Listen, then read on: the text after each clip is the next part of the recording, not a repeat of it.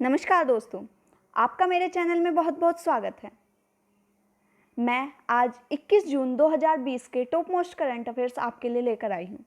अगर आपको मेरी वीडियो अच्छी लगे तो प्लीज़ ज़्यादा से ज़्यादा लाइक करें, सब्सक्राइब करें और ज़्यादा से ज़्यादा शेयर करें। तो चलिए शुरू करते हैं।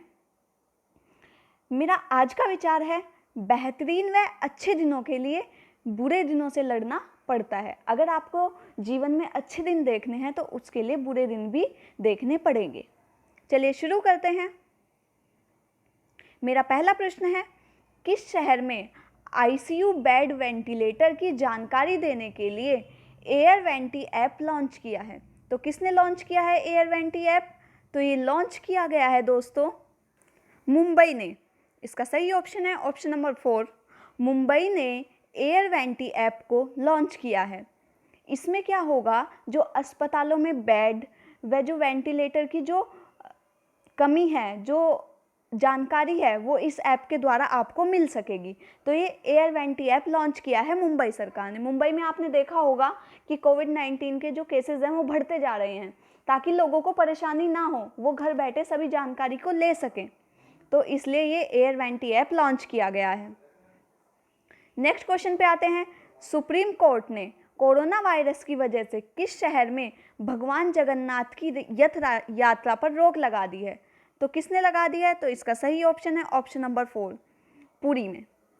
जो सुप्रीम कोर्ट है उन्होंने पुरी में जो रथ यात्रा होती थी, रथ यात्रा जगन्नाथ की, उस पर क्या लगा दी है? पूरी तरह से रोक लगा दी गई है। तो ये नाम याद रखेंगे शहर का, ये शहर है पुरी। और रोक किसने लगाई है? सुप्रीम कोर्ट ने। नेक्स्ट क्वेश्चन पे आते हैं। फोर्ब्स द्वारा जारी की गई लिस्ट में दुनिया के टॉप 10 अमीरों में मुकेश अंबानी कौन से स्थान पर हैं? तो मुकेश अंबानी जो हैं, जो रिलायंस इंडस्ट्री हैं उसके हेड हैं, ये कौन से स्थान पर आ गए हैं? तो इसका सही ऑप्शन है ऑप्शन नंबर 4, ये 90वें स्थान पर आ गए हैं। इनके नेटवर्थ अब 64.6 अरब डॉलर हो गए हैं। रिलायंस इंडस्ट्री ने जियो में 24.71% हिस्सेदारी बेचकर 1,68,818 करोड़ रुपए कमाए हैं। तो ये चीज़ आप याद रखेंगे। तो 90वें स्थान पर कौन आ गए हैं? मुकेश अंबानी आ गए हैं। तो ये क्वेश्चन आपके लिए इम्पोर्टेंट बन जाता है, क्योंकि जो फोर्ब्स होती है वो क्या करता है, वो जो भी दुनिया के टॉप मोस्ट अमीर लोग हैं उनकी एक रैंकिंग जारी करता है। तो उसमें भारत के जो मुकेश अंबानी हैं वो 9वें स्थान पर रहे हैं। चलिए आगे बढ़ते हैं। हर साल अंतर्राष्ट्रीय योग दिवस कब मनाया जाता है? तो आज ही के दिन 21 जून को अंतर्राष्ट्रीय योग दिवस मनाया जाता है। इस दिवस को मनाने का उद्देश्य यह है कि ताकि हर एक व्यक्ति स्वस्थ रह सके और वह स्वस्थ जीवन व्यतीत कर सके। जो 2020 की थीम है वो थीम घर पर योग परिवार के साथ। इस बार कोविड-19 की महामारी को देखते हुए जो योग होगा वो क्या होगा, घर पे ही करना है सबको। पहले क्या होता था, एक सम्मेलन होता था, लेकिन इस बार सब लोग घर पे ही योग करेंगे। इसको देखते हुए इसकी थीम तैयार की गई है। चलिए नेक्स्ट क्वेश्चन पे आते हैं।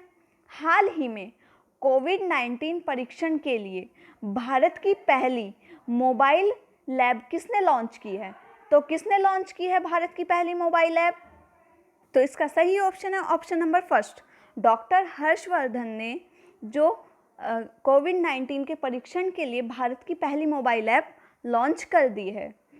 जो दूर दराज के एरिया में रहते हैं, मतलब इसको चलाने का उद्देश्य क्या है? तो इसका उद्देश्य है जो दूर दराज एरिया में रहते हैं, जहाँ पर डॉक्टर सही समय पे नहीं पहुँच सकते, ठीक है, जहाँ पे कठिनाई होती है पहुँचने के लिए, वहाँ इस लैब को पहुँचाया जाएगा। जिससे क्या होगा, जो कोविड-19 की जांच होती है वो समय पर और उसका जो फैलाव है वो कम किया जा सके, इसलिए यह लैब लॉन्च की गई है। इसका नाम क्या है? पहली मोबाइल ऐप कोविड-19 के परीक्षण के लिए लॉन्च की है। चलिए आगे बढ़ते हैं। हाँ, उससे पहले देख लेते हैं ये जो लैब लॉन्च की गई है इसका नाम क्या है? इसका नाम है आई लैब। इसकी फुल फॉर्म क्या है? इन्फेक्टियस डिजीजेज डिया लैब। तो ये चीज़ आप याद रखेंगे। नेक्स्ट क्वेश्चन पे आते हैं। किस राज्य सरकार ने 18 जून को मास्क डे के रूप में मनाया है? तो किसने मनाया है? इसका सही ऑप्शन है ऑप्शन नंबर ए, कर्नाटक जो है उसने 18 जून को मास्क डे के रूप में मनाया है। इसमें क्या होगा, राज्य में कोविड-19 के बढ़ते केसेस को देखते हुए लोगों में जागरूकता फैलाने के लिए यह दिवस मनाया गया है। इसमें लोगों को कैसे कैसे अपने हाथों को सैनिटाइज करना है, कैसे हाथ धोने हैं, आपस में कितनी दूरी बनानी है, इन सब को देखते हुए क्या होगा, जो मास्क डे मनाया गया है। ठीक है, तो चलिए आगे बढ़ते हैं। देश के ग्रामीण क्षेत्र में आजीविका के अवसरों को बढ़ावा देने के लिए नरेंद्र मोदी कब गरीब कल्याण रोजगार अधिनियम शुरू करेंगे? तो कब शुरू करेंगे, इसका सही ऑप्शन है ऑप्शन नंबर फर्स्ट, 20 जून को ये जो आजीविका के अवसरों के लिए अभियान शुरू किया गया है, गरीब कल्याण रोजगार अभियान। इस अभियान के तहत 50,000 करोड़ रुपए के सार्वजनिक कार्य किए जाएंगे, जिसमें क्या किया जाएगा, गरीबों का जो कल्याण कैसे हो सकता है उस पर जोर दिया जाएगा। चलिए आगे बढ़ते हैं।